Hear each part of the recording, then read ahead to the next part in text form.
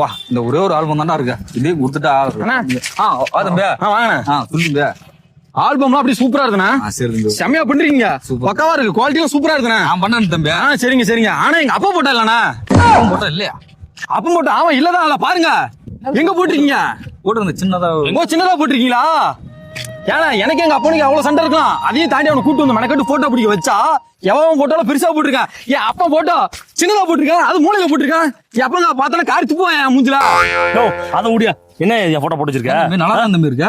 கண்ணை மூடி செத்த பொணமா இருக்கு, அதை அப்படியே போட்டு வச்சிருக்க. தம்பி உனக்கு போட்டோ எடுக்கல பல டைம் சொல்லிட்டேன், கண்ணை திறந்து வச்சு பாரு தம்பி. என்னை பாரு தம்பி.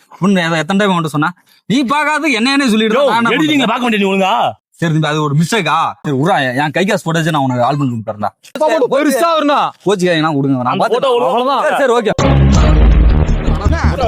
சொல்லுங்க அண்ணா நான் யாருன்னு தெரியுதாண்ணா? தம்பி அந்த இந்த வீட்டு ஃபங்க்ஷன்ல உன்னை பாத்ரூம்ல பார்த்த மாதிரி இருக்கு. அதுல அந்த வீட்டு ஃபங்க்ஷன் என்னத்தானா? ஃபங்க்ஷன் ஒண்ணு அது வளகாப்புனா, இது ஏதோ மஞ்சள் நீராட்டு விழா இருக்கு, அது அப்புறம் கல்யாணம் இருக்கு, எல்லாம் கலந்து வந்துருக்குண்ணா. இங்க பாருண்ணா, முத பேச்சு மட்டும் தானே எங்களுக்கு இருக்கு. போட்டோஸ் நல்லா இருக்கா? போட்டோலாம் நல்லா தானே இருக்கு. யாருண்ணா இவங்களா? யாருங்க? ஃபங்க்ஷன் முடிச்ச உடனே உன்னை வந்து இந்த போட்டோஸ் எல்லாம் வந்து செலக்ட் பண்ணி அதெல்லாம் எனக்கு தெரியாது. சொல்லிருக்கேன் அதெல்லாம் எனக்கு தெரியாது. நான் இப்ப முதல்ல எங்க ஃபங்க்ஷன் மட்டும் தான் இருக்கணும். யார் யார் தான் உள்ள கலந்துருக்க அது பண்ணி கொடுங்க. கரெக்டா பண்ணி கொடுங்க. ஒழுங்கா பண்ணி கொடுத்துருங்க. அந்த அமௌண்ட் என்ன 8000 வரணும் தம்பி. அது வாங்கிக்கலாம். பணம் கேட்டாது போயிடறாங்களா கண்டா